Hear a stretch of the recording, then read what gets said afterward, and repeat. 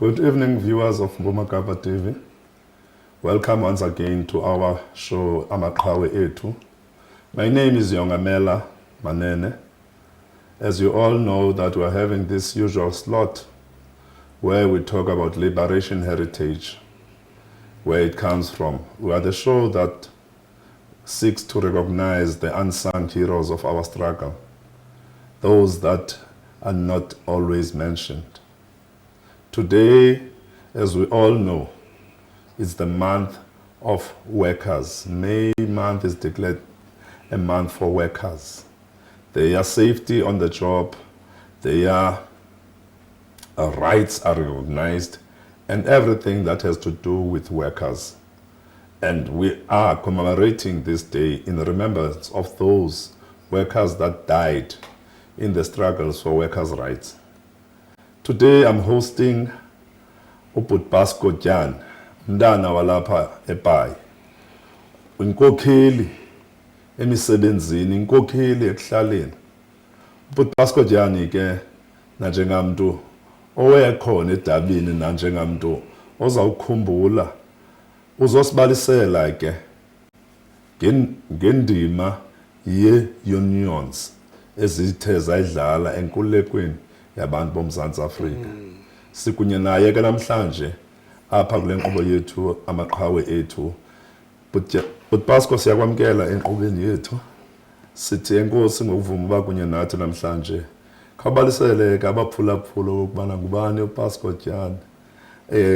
Intsukaphi nalapha kwelidabi labasebenzi bathe vandla. Enkosi. Enkosi tata uManene.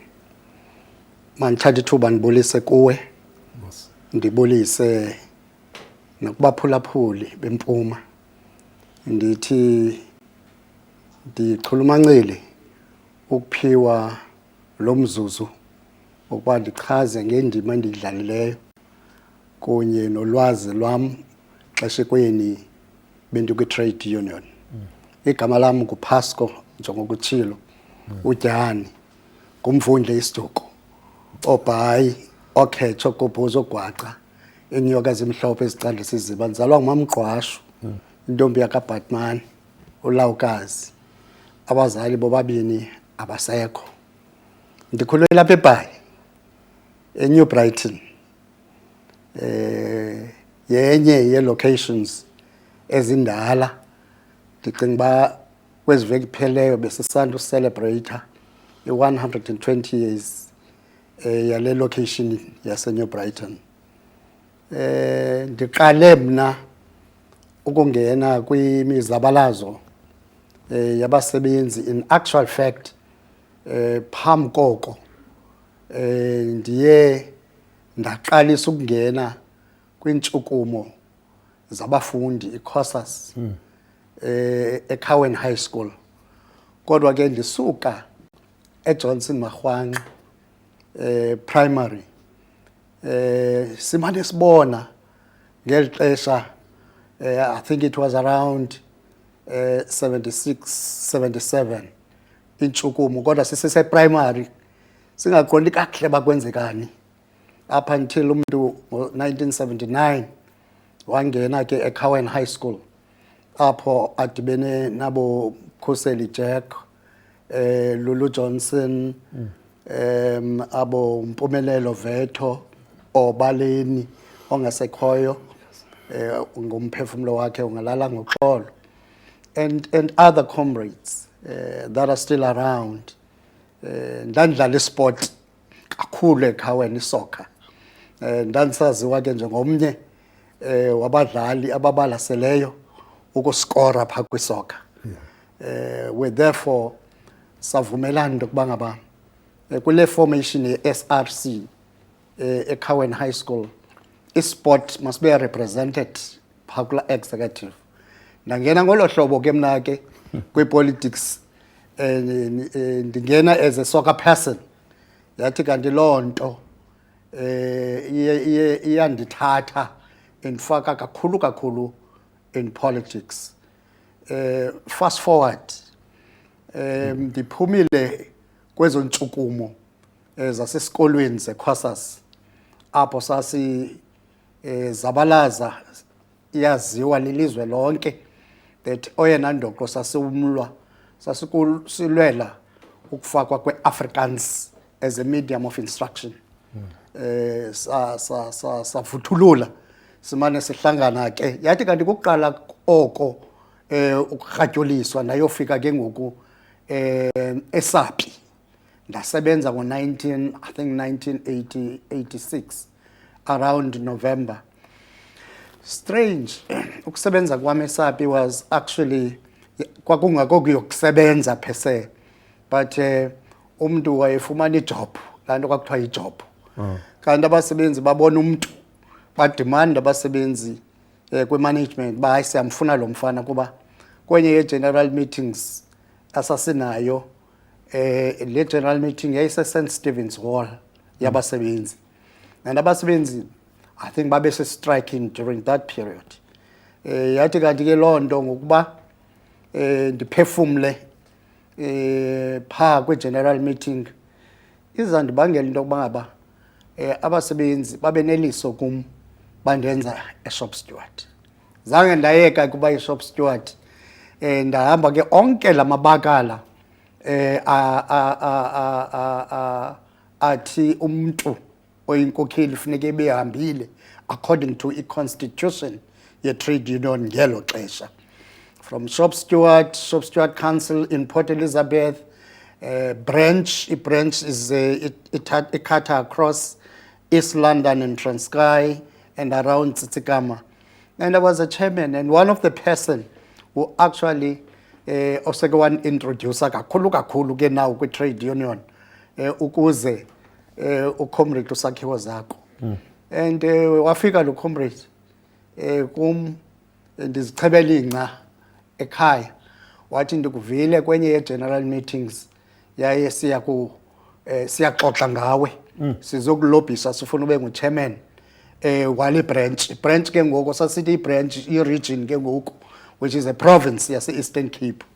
Ndathi ke ndiyaqala ke ngoku from uSapi ndabe ke ngoku ndiyaqala ukwenziwa u-chairman we-Eastern Cape we-Paper, Wood and Allied Workers Union, which was i-union eyayi-organizer abasebenzi abaphantsi kwephepha naphansi kwe-printing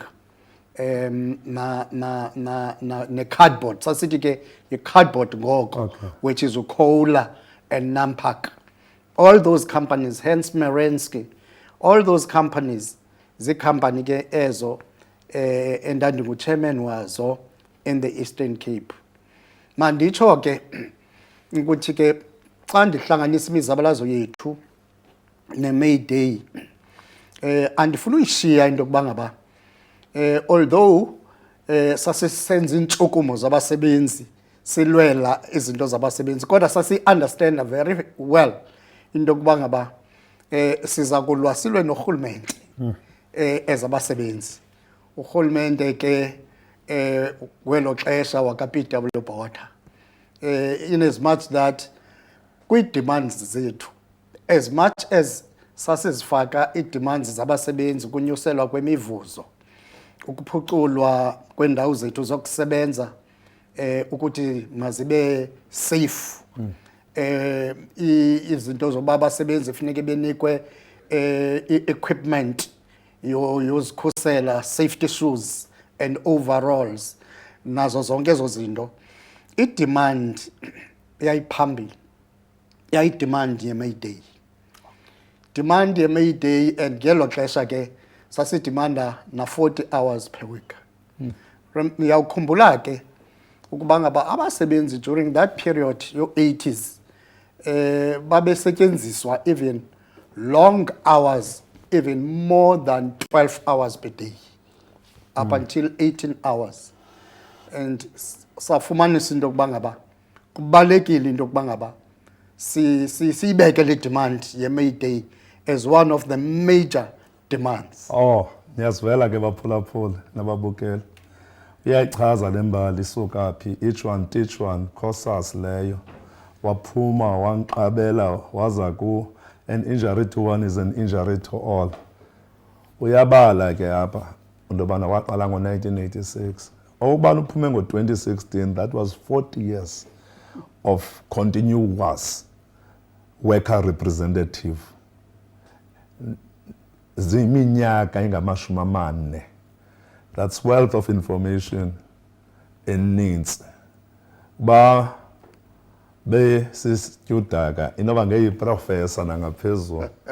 Qhubekeka ke bhuti usibalisele usishiya usithi elinye lamabango yayilibango le-May Day enaniyifuna. Ndiyacinga into yokubana bikade ilusuku olu elulwelwa ngabasebenzi urhulumente engalivumi.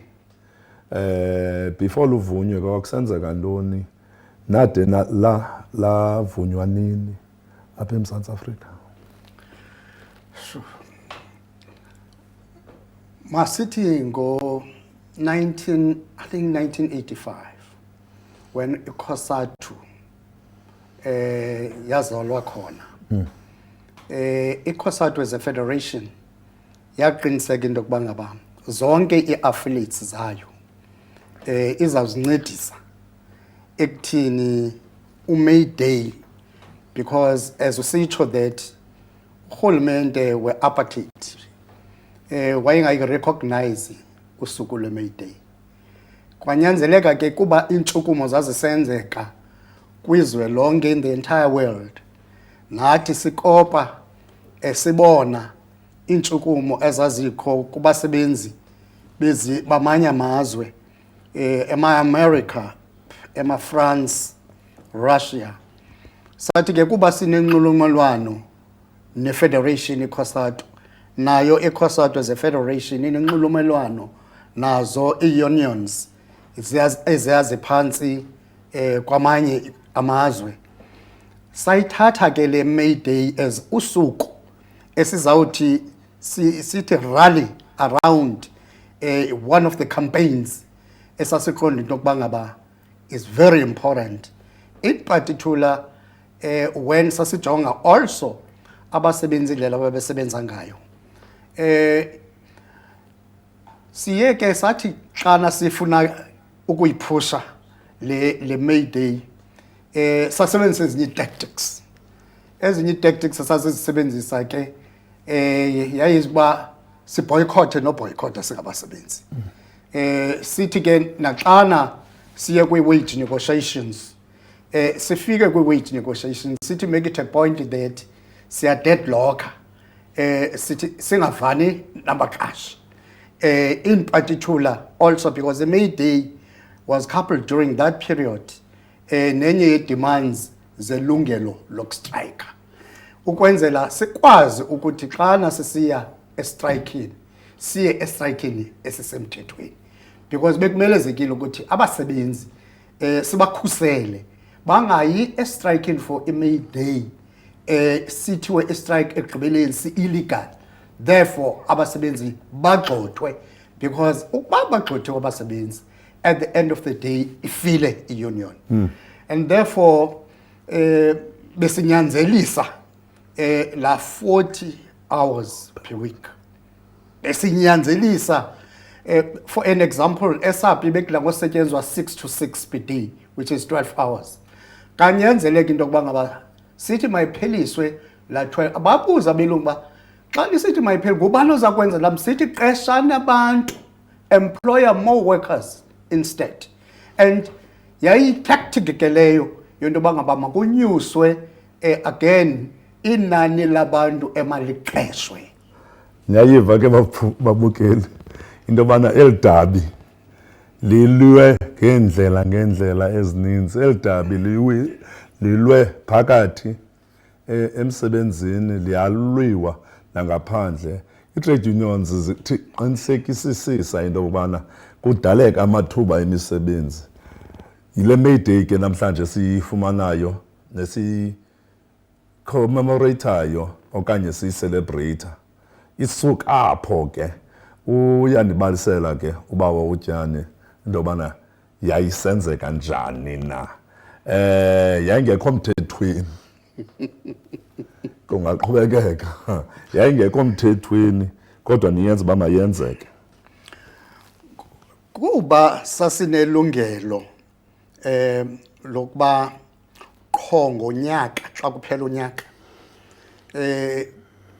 sihlale phansi nabaqashi sasinento kakuthiwa yi-recognition agreement, meaning that siya kumqashi sithi kumqashi singaba basebenzi bale nkampani sibanga yaye ngoku sifuna ukuzimanya ne-union ethile and therefore masivumelane into yokuba ngaba lo mtshato wethu sizawuarrange njani. Sivumelane ke ukuthi qho xa kuphela unyaka sizawuphiwa ithuba loba siraise izinto zethu ngelo xesha ke sasithi zi-demands.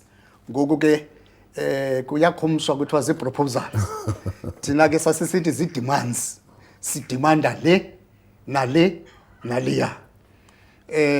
Sasiqinisekisa ke into yokuba ngaba sithetha nezinye iikhampani because for an example iikhampani zethu yayizikhampani apho zazikhona kuzo zonke ii-provinces yaye iisalary zethu zazingafani I'm sure njengangoku. Noba nawe uyawuvumelana nami xa ndisithi isinitsi sabantu balapha empuma sebalekele eRhawutini kuba sisithi eRhawutini iisalary zakhona zingcono kunezalapha ekhaya. Yabona ke sabona thina into yokuba ngaba iqhinga maselisebenzise into yokuba ngaba sidimande ngoku le nto kuthiwa yi-collective bargaining. Ukudityaniswa kwezi khampani zonke zilapha eSouth Africa ziphantsi kweli phiko. Sithi phantsi kweli phiko le-Paper, Printing, Wood and Allied Workers Union. Sithi sidimanda ngoku i-wages or isalary zethu for an example umntu oreya umatshini oseRhawutini isalary yakhe mayifane nomntu oreya umatshini oseBhayi. Zingohlukaniswa kuba umntu eseRhawutini omnye eseBhayi. Yasinceda ke loo nto but yayingakho lula ukuthi mabayivume abaqashi. Babeyilwa kakhulu besithi conditions zethu asifani. Kodwa thina sasibaxelela uba umatshini umnye, iphepha esilenzayo linye yaye i-production ekhutshwa lela phepha iyafana ne-production ekhutshwa eRhawutini and therefore kubalulekile therefore ke ngoku ukuthi ii-issues zabasebenzi sizixoxe ndawenyeni. Hayi ke nyazivela baphulaphuli nababukeli elidabile abelingaphelelanga koko kwizinto ezichaphazela abantu binguzwe lonke. Nivile nge-job creation, nivile ne-minimum wage or equal wages for equal work. Bawutyani, enkosi kakhulu ngokuthi ube kunye nathi. Khasiphe ke into yokubana usixelele into yobana before 1994 ngoku khasipheke usinike into yobana kwenzeke ntoni na after 1994. Zintoni ii-unions eziyenzileyo kuba ngoku yabe nisilwa norhulumente, ngoku nalo rhulumente nimvoteleyo waza kunye nenkululeko kwenzeke ntoni na? Khasibalisele.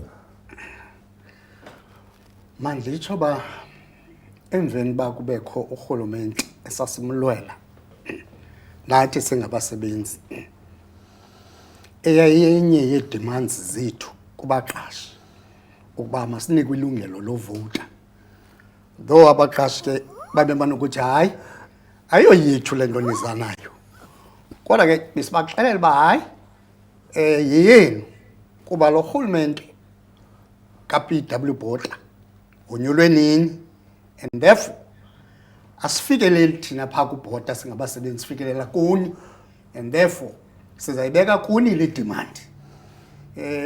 Besiyibeka ke bawumaneni le demand siyibeke de sithi even ii-taxes zethu mazitsalwe maziyeke utsalwa.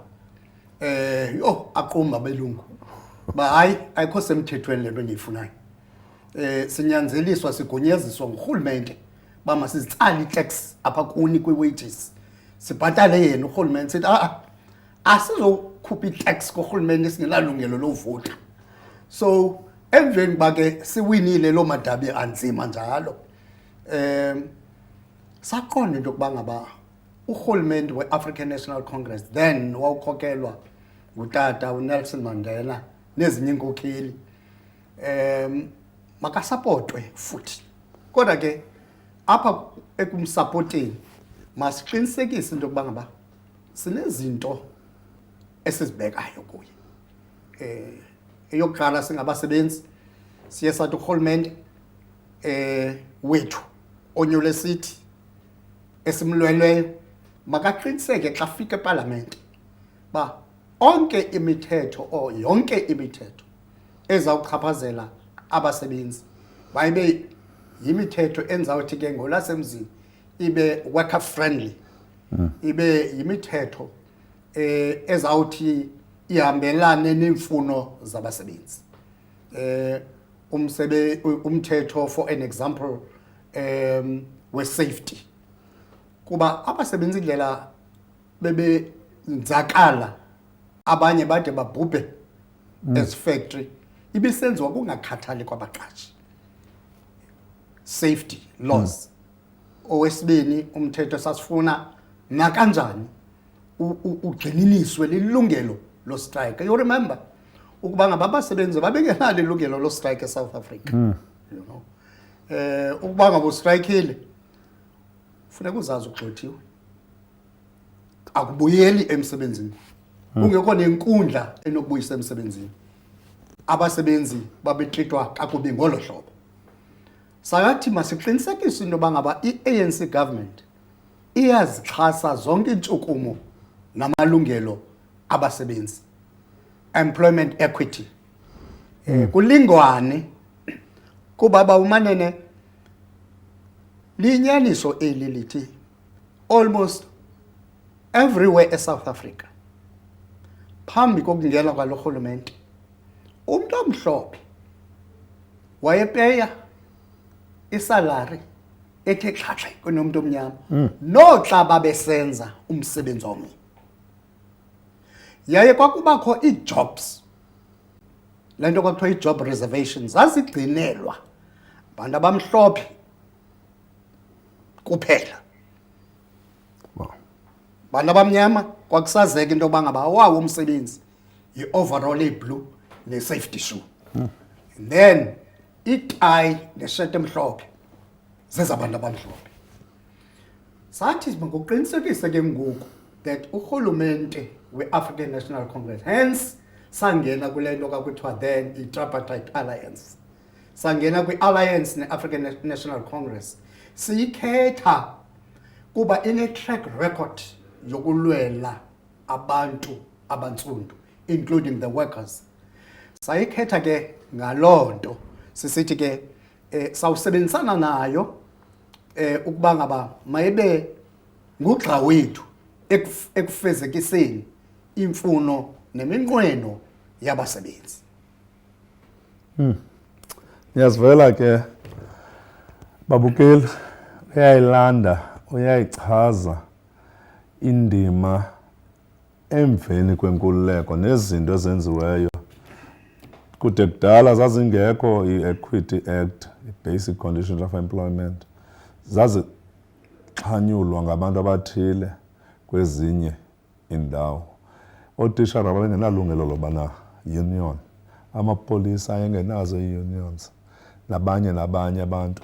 Kodwa namhlanje zonke ezo zinto ziyakwazi ukwenzeka. Usibalisela ke loo nto uba utyana. Xa sawuphinda sibheke ebreakini, cela usilungiselele ke bawutyana. Zaguquka izinto zatshintsha, uphiwe nangelo xesha. Enkosi kakhulu ke baphulaphula. Sawubuya nayo le mbali.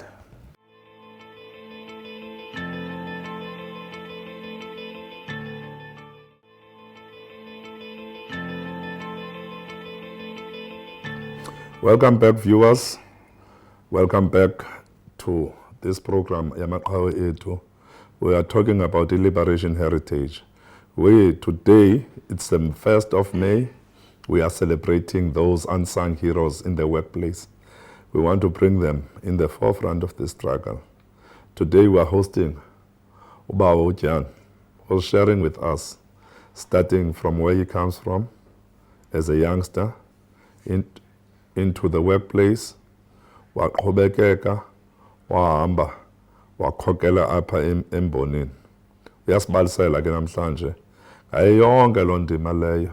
Xa besihamba ke besimcelile into yobana zasiphathele ke ezi zinto ziyenzeka, uphi yena wenza ntoni njani, simshiye njengenkokeli yabasebenzi engu-chairperson we-province, ngoko zazibizwa into yoba zazii-branch. Emveni koko ke siyabawela ukwazi into yobana kwenzeka ntoni, phi njani apha endimeni yabasebenzi. Kwakhona ke bawutyala balisela ababukeli ubanike le ndima yasemsebenzini. Kuthe emveni kokuba sizibekile izinto esicinga into yokuba ngaba zinosincedisa ukuqhubekeka lo mzabalazo kurhulumente wethu, nathi as a trade unions sabona into yokuba ngaba man, in order sibe namandla masidibane senze le nto kuthiwa yi-merger. Sadibana ke as i-unions ezaziphansi kwe-paper printing, sadibana ne-unions ze-chemical, kuba xa usenza iphepha usebenzisa amanzi amaninzi, and xana usebenzisa amanzi usebenzisa too much of a chemical. Sabona uba ziyalinka, yaye sajonga also na around the world that ezinye i-trade unions ezikwezi sectors ziye zadibana zaformisha one big trade union. Sayibiza ke thina laa nto apha ukuba ngaba phantsi kwe-umbrella ye-COSATU, that one industry, one union. Yes. Kuba sasisazi into yokuba ngaba ukuba ngaba sizintsalu asinamandla, kanti xa sidibene sinamandla. Yandinika ke loo nto yokuba mandiphinde ndonyulwe kakhona kule union ngoku intsha as national president. Ndaqhubekeka ke as a national president, then uqala kwethu i-membership yethu was around 90 to 95,000. Ndakhokela ke abo bosebenzi babe phantsi kwe-paper and chemical. Yathi ke lo union yabizwa as isiphawu. Yathi cut across i-industry ezifana abo Sasol, abo Petro SA, abo Aspen Pharmaceutical, abo Sapi Paper, and all the liquid fuel companies ndazikhokela as a national president. Loo nto ke yandibeka ekuthini ndibe lilungu or ndibe kwisigqeba Central Executive Committee ye-COSATU, apho ke besihlala khona o-president bazo zonke i-unions no-general secretary bebehlangana khona, not national treasurer be-unions pha headquarters ye-COSATU, sijonga ngoku ekuthini as these particular different trade unions singayiqinisa njani amandla ethu nokuthi si-improve i-conditions zabasebenzi. Loo nto ke yasenza also into yokuba ngaba masibe negalelo esizawulenza phaa kulaa ntlantlathu uphezulu kwakuthiwa ngoko, ndiyathembisa abizwa nangoku ngelo xesha, i-NEDLAC, apho ishape khona ii-policies, in particular policies ezizawuafekta abasebenzi. Ndanethamsanqa ke lokuseva kwenye yee-committees e-NEDLAC, Trade and Industry Chamber, apho sasikhokelwa ke thina ngoku ngutata onguminister phaa kwi-lead department trade industry. Yes. Nguye ke oyesikhokela.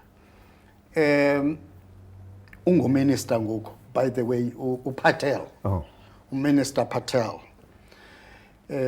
Besikhokelwa nguye ke as Labour to articulate imfuno zethu nendlela i-tariffs ebezis affecta ngayo kuba enye ye challenges kukuvumela then ukuba ngaba i-companies ezazisuka kwamanye amazwe mazithathe ngomngena zizothengisa apha eMzantsi Afrika izinto ezenziwe phesheya kwamanye amazwe endaweni yokuba ngaba thina sifuna uphucula iquality yezinto ezenziwa apha eSouth Africa sithenge by South African products, sithenge ijezi, sithenge ibhrukwe, sithenge izihlangu, sithenge nokutya okwenziwe apha eSouth Africa, so that abasebenzi bazoqeshwa more, so that abasebenzi bazo-improve ii-wages zabo, so that abasebenzi bazoba even yinxalenye yo-ownisha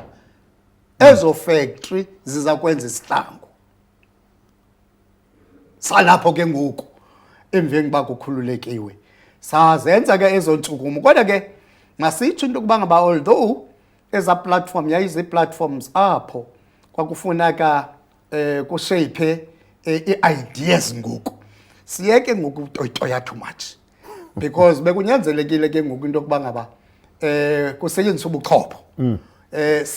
Siyeke ngokuba siproteste, size ne-ideas, how do we improve, for an example, because kaloku sithemba ngoku sikwi-South Africa entsha ekhululekileyo evumelekileyo nokuba ngaba nezinye ii-countries zingazofika zithengise nathi ii-products zethu zithengiswe kwamanye amazwe. So besikwi-situation efana naleyo.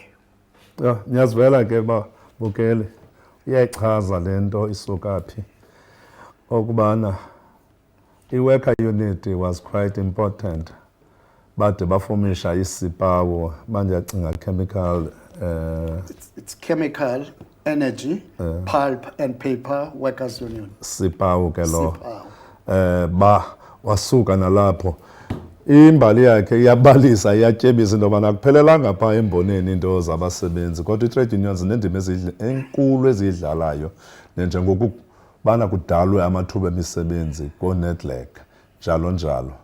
Uyasipha ke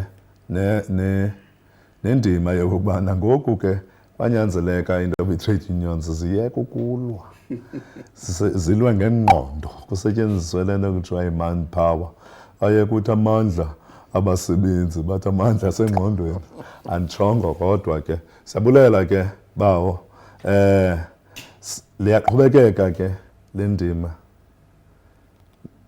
liyaqhubekeka boardroom iyaqhubekeka nasemboneni. Ngaba iimeko zabasebenzi ziye zaphucuka na kwezi ndima zenu? Ziye zaphucuka iimeko zabasebenzi kakhulu kuba abasebenzi babe imbumba yamanyama. Okay. Ziye zaphucuka iimeko zabasebenzi kuba umqashi bengavuki akukhombe ngomnwe athi ugxothiwe. Bekusaziwe into yokuba ngaba uba wonile uzawunikwa iphepha elichazayo uba wone wenzeni, ubizelwe kulaa nto kuthiwa ezinkundleni i-hearing, ube nommeli oyi-shop steward akuthethelele, unikwe ithuba lokuphendula ityala lakho, usinde ukuba ngaba kwenzanga nto bawenza into wohlwayo. Ubungagxothwa bekubakho izohlwayo, laa nto kuza kuthiwa yi-verbal warning, you know, first written warning, second written warning, final warning before i-dismissal. Those were yayizinto asasizilwele, kanti ke kudala wayevuka umqashi athi ugxothiwe akukho ne-hearing. Wow, siyabulela kakhulu ngale nkxaso yakho noba kunye kwethu namhlanje. Bawutyana, ndivile yonke imbali yakho ususela eqaleni emzabalazweni wabasebenzi. Zilwele nyani ke iimfuno zabasebenzi Ndinombuzo enqona lo buzo into yokubana njengenkokheli ke ekhokeleyo edabini labasebenzi. Xa ucinga malunga nabasebenzi baseLilies Mine who sank kunye ne-office amathambo awo akafumaneki namhlanje. Ucinga ngabasebenzi abayi-3,000 apha eKarika kwaVolkswagen abagxothwa besestrayikini. Ucinga ngabasebenzi abayi-45 baseMarikana abaye bathi ekuloleni kwabo kwidabi le-12,500 minimum wage. Inhliziyo yakho na njengomuntu okhokeleyo okanye ingcingane yakho iye ithini na kwezameko ndizibalisayo kuba zonke izinto zenzeka ngexesha abasebenzi bakhuselekile. I-safety yabasebenzi eLilies Mine, right to strike, ne-minimum wage ye-12,500. Khasithi nje wabuhlungu ke lo mbuzo kuba uthetha ngabasebenzi, uthetha ngootata nomama babantwana, uthetha ngabayeni babakhosikazi. Manditsho ba okwahlayo kokugxothwa kwabasebenzi eVolkswagen abayi-3,000 kwaba buhlungu kakhulu kuba you can imagine iifamily zaba affected ngokugxothwa kwaba basebenzi. Kodwa ke sasiyazi into yokuba ngaba xa ungena emzabalazweni kuzaba nee-casualties. Yenye yee-prices sasiyibhatala ngongena emzabalazweni. Nathi sesivela uyobanjwa sivalele izitongweni kodwa besese-strikini sabasebenzi. Kubasebenzi abaswelekayo whether betshone phantsi kwemigodi or abo baseMarikana, masitsho into yokuba ngaba okwehlayo kwangafanelekanga uba makwenzeke. Enkosi. Ndiyabulela kakhulu. Kutsho ke inkokheli uyawazi amava kwakunye nee-trenches edabini labasebenzi. Okwenzekayo kule new dispensation kwangafanelekanga kwehlile. Kodwa ke lonke idabi line-casualties zalo. Siyaqukumbela bawuncilashe kanene. Ndela kubhayi okhethi Ndiyabulela. okobhozi. Ndiyabulela. Kawu nanjengamntu ke unamava ningabone ipungi ke unamava man. Intoni onothi mhlawumbi uyicebise inkokeli ezikhoyo kwi-unions nakwizinto ezehlelayo emsebenzini? Bawumanene ndiva kabuhlungu xana noba ndibukele umathotholo, noba ndibukele itelevision mabonakude, ukuva nokubona phofu around ukuthi i-trade unions asenamandla. Yaye ulala namhlanje uvuka ngomso kuthiwa kukho i-trade union entsha. Ingxaki manditsho ukuba xa nijongile ikhangeleka ngoku ingathi kufuna ukwenziwa ibusiness ngokwenziwa kwe-trade unions. Yaye abantu aba besisithi xa sibabiza zii-officials abaqeshwa be-trade unions aba bekusuppose or asuppose batreyina abasebenzi ukwenzela babe zii-shop stewards ezifactory ezibukhali. Ngoku ingathi abanye babo ukuba ngaba ayisosininzi kucheckishwe positions zokuba umuntu angayangana kwa government engathi ngoku ucheckishwe lokuba ngaba kule factory ndiyiservisayo akukho sithuba nase management ndinosibona akusekho ngoku olathando lwalukhona lokuba ngaba mayiqini iunion efactory ethile mabatrain wabasebenzi so that abasebenzi bakwazi ukuzimela ngokwabo at a factory level badefende imfuno zabo ngoku ikhangeleke ngathi abasebenzi bayazibonela what to do lonto ke ngoku yenze abasebenzi bangabi namdla we-trade unions anymore ubone ke ngoku into yokuba ngabana abanye abantu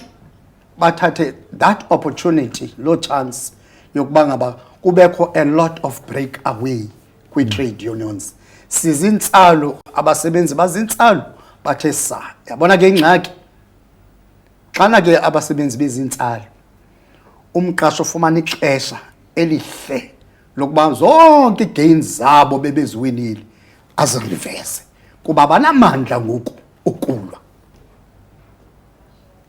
Nesivele ke baphulaphula ngamava lana enthe xa benibala ndathi agqithile kuma 40 eminyaka edabini labasebenzi exesha elide ke elo that someone will be loyal and committed in fighting for abasebenzi going away for long days long nights negotiating and fighting for the workers leaving your family, your wife, your children, and staying on a suitcase, traveling up and about the country, defending these worker rights. That is Pasco Jan, esihleli naye namhlanje, obezokuba lundwendwe lwethu apha kuMaqhawe. Naye ke Nisivele ulilo iqhawe, uyimember enyanisekileyo kule cause yedabi lomzabalazo. He's a liberation heritage witness for today. Khawuke uvalelise kubabukeli sizogoduka ke ngoko. The last parting shot. Ndingathi xa ndivalelisa as icebo iso endinoliphosa kubasebenzi sasisithi isikhali somsebenzi kukuhlangana sibe bunye loo nto ithetha ukuthi ukuhlangana kwabasebenzi babe yimbumba ukuhlangana kwabasebenzi babe banye imfuno zabo kululu zifumana Nesivele ke utshilo ke uba utyana utshilo ke ubuy cash hlangova kwesitshiyo no credit siyabulela ke ngenkxaso yenu once again Amaqhawe Ethu are very much appreciative of your support and we would like to thank Mpuma Kapa and those that are making this show to work. We are saying thank you very much. Igama lami ndinguyongamela Manene ndimele Amaqhawe Ethu kule nkqubo inge liberation heritage. Enkosi.